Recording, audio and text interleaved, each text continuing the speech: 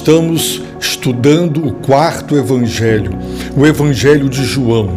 E a pergunta norteadora deste estudo é: quem é Jesus? João escreveu este precioso e fantástico evangelho, que foi um dos últimos livros do Novo Testamento a ser escrito para responder esta preciosa, a mais fundamental e a mais essencial pergunta de todos os tempos e de todas as épocas. Porque se você desconhecer, ignorar quem Jesus verdadeiramente é, não há esperança de vida eterna. A vida sobre a face da terra é curta, somos efêmeros, somos temporários, voamos, o tempo passa e nós voamos. Daqui a pouco já não mais estaremos aqui, mas há uma eternidade.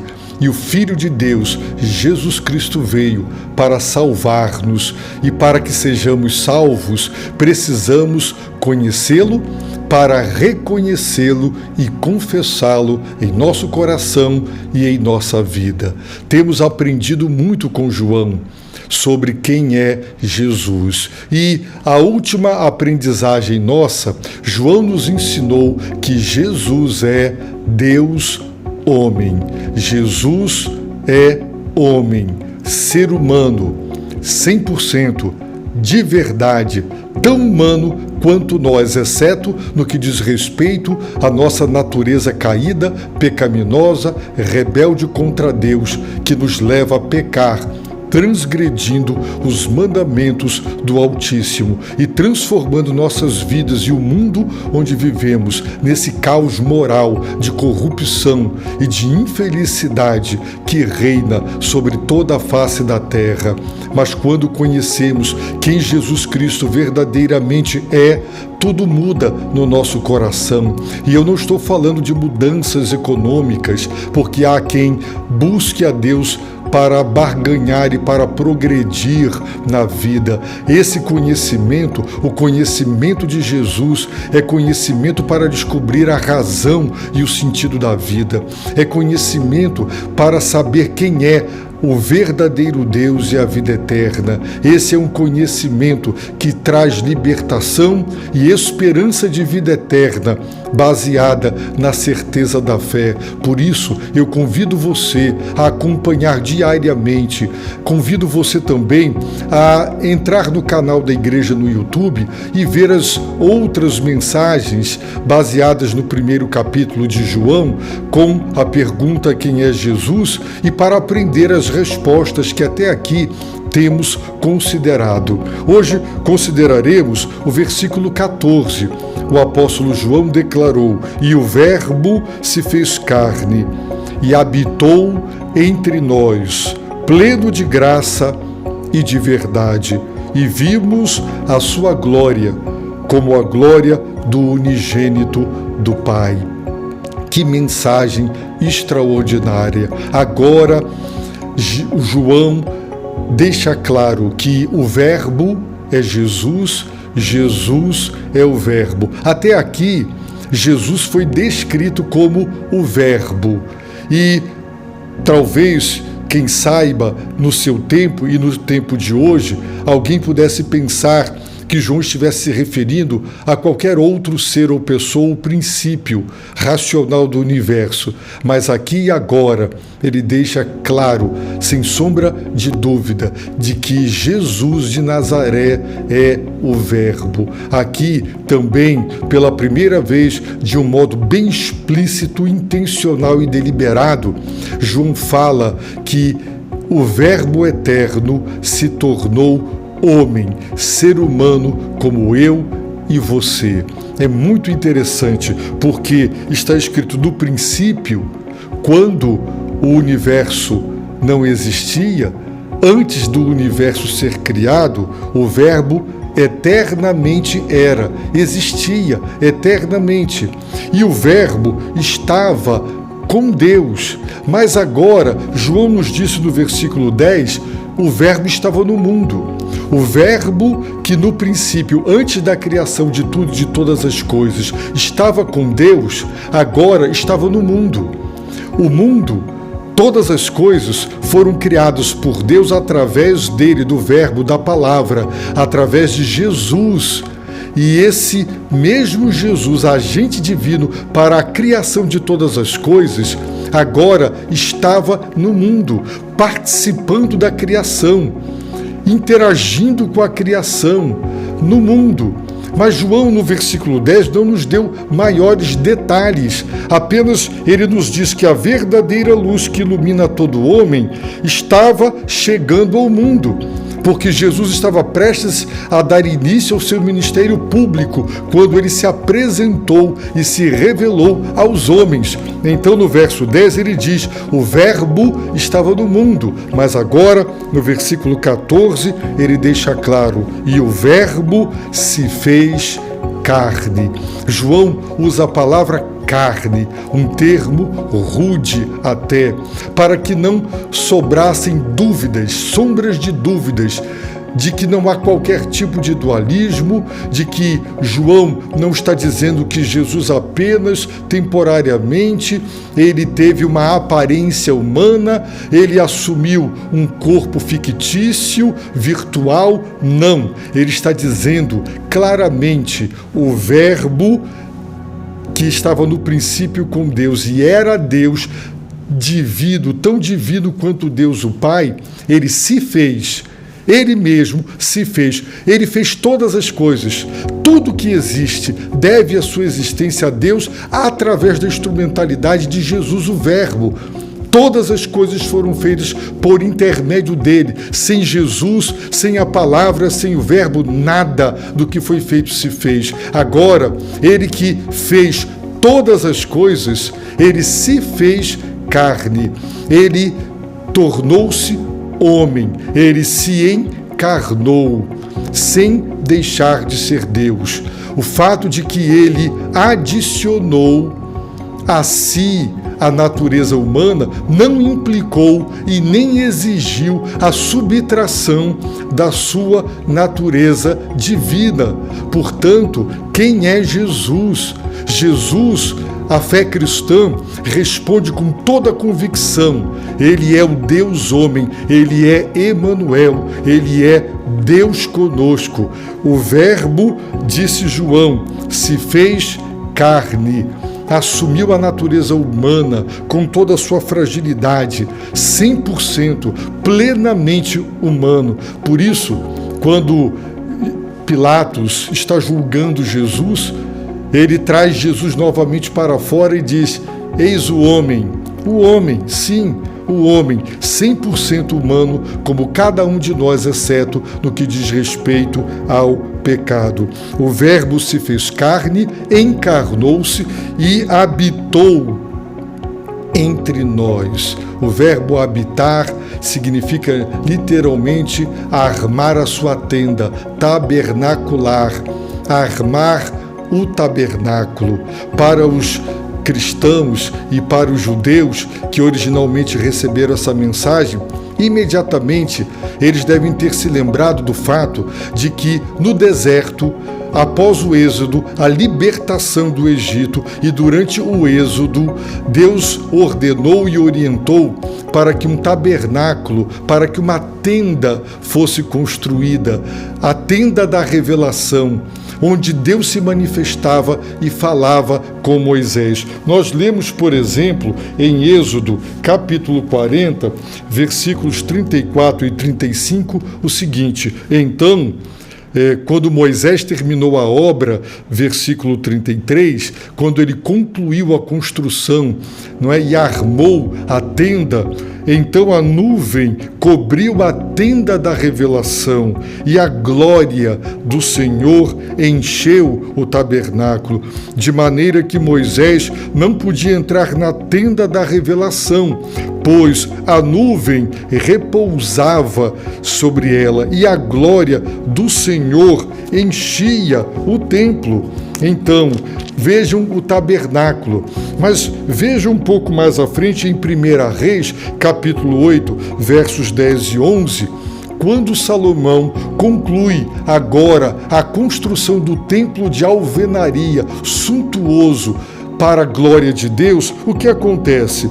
Quando os sacerdotes saíram do santuário, uma nuvem encheu o templo do Senhor, de modo que os sacerdotes não conseguiam permanecer em pé para ministrarem por causa da nuvem, porque a glória do Senhor enchera o templo do Senhor. Sim, o Verbo se fez carne e habitou, armou a sua tenda, o seu tabernáculo. As pessoas no Antigo Testamento, quando queriam buscar a Deus, elas se dirigiam ao templo. Se você quiser encontrar Deus, para onde você deve ir? Existe algum lugar? Jesus ensinou a mulher samaritana que nem em Samaria, no Monte de Samaria, nem em Jerusalém. Agora, com a chegada dele, com a sua manifestação, com a sua encarnação, não importa mais em que lugar da terra você estará. Também não existem mais lugares onde você encontrará Deus, um templo, uma tenda, um tabernáculo. Agora você encontra Deus, sabe onde? Em Jesus. Sim, o Verbo armou a sua tenda e veio morar como ser humano, habitou entre nós. Humano, mamou no peito de Maria, cresceu, tão humano, chorou, dormiu, cansou-se, homem, plenamente homem. E João declara, pleno de graça e de verdade, pleno, cheio, plenitude. Qual era a plenitude de Jesus, o Verbo eterno?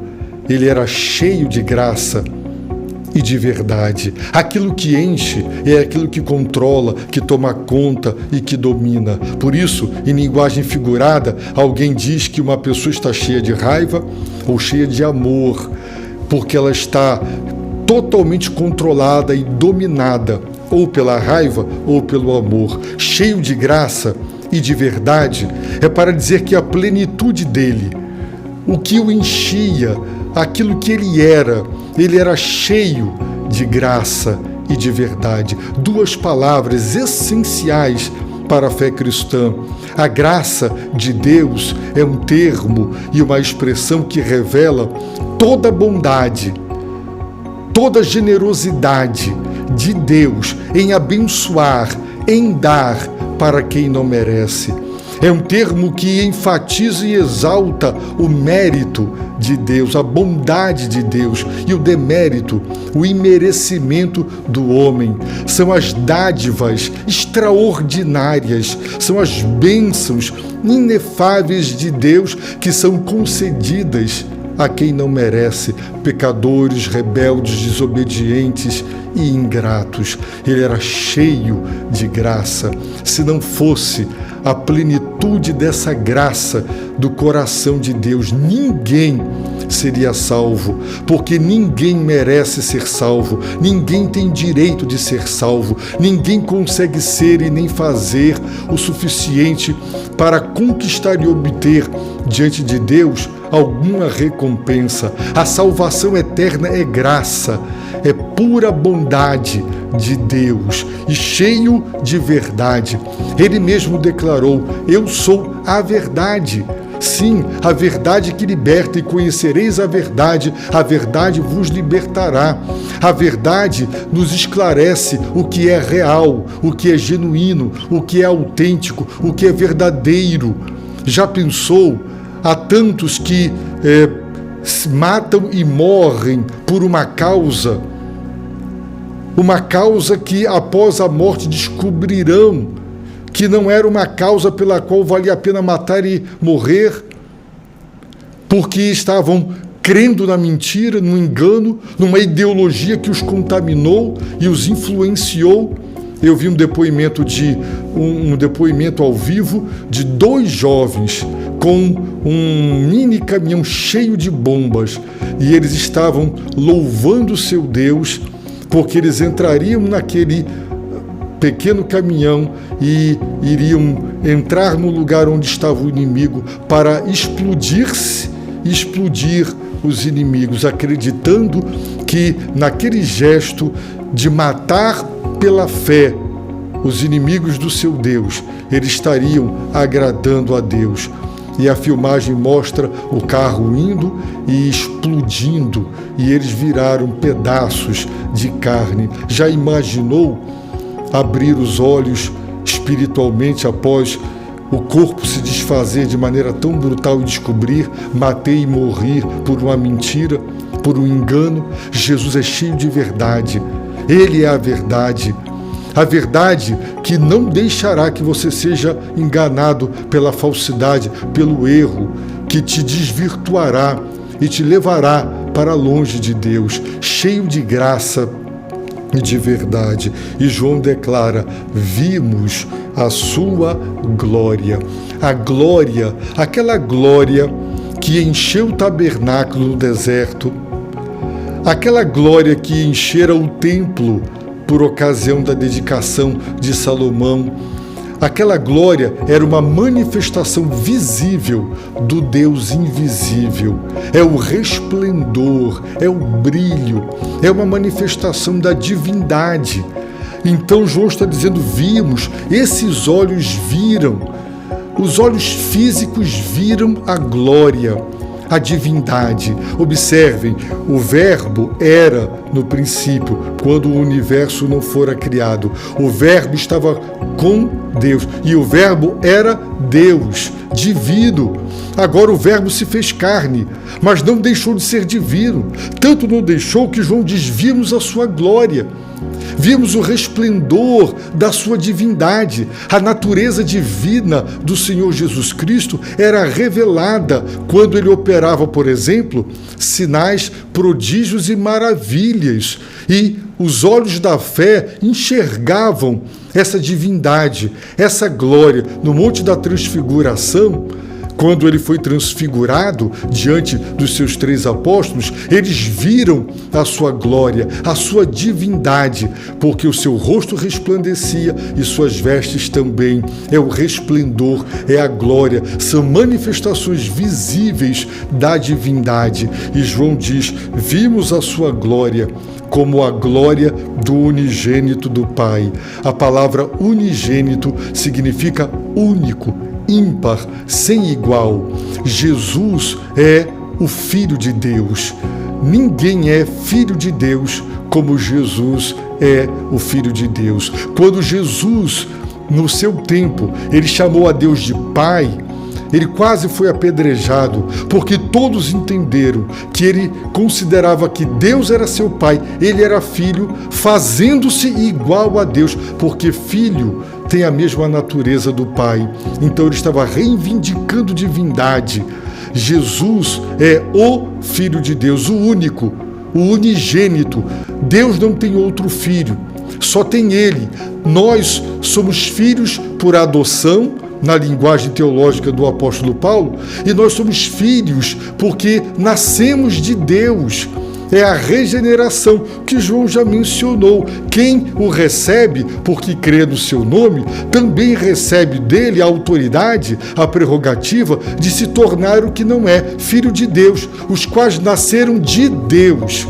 Foram regenerados por Deus, mas são filhos neste sentido. O único Filho de Deus é Jesus, o unigênito do Pai. Por isso nós dizemos: Jesus, Jesus, Jesus, o Deus homem, não tem outro. Você não pode confiar em nada e em mais ninguém. Não há outros mediadores ou mediadoras. Não há. Se você quer encontrar-se com Deus, agora o templo é Jesus. Jesus é onde encontramos Deus, cheio de graça e de verdade. Quem é Jesus? O Deus homem. Esta é a verdade revelada da palavra de Deus. Prosseguiremos pesquisando neste maravilhoso evangelho as respostas para a pergunta: quem é Jesus? E ao conhecê-lo, você encontrará Deus e a salvação eterna de sua vida. Eu oro para que Ele te abençoe rica e abundantemente.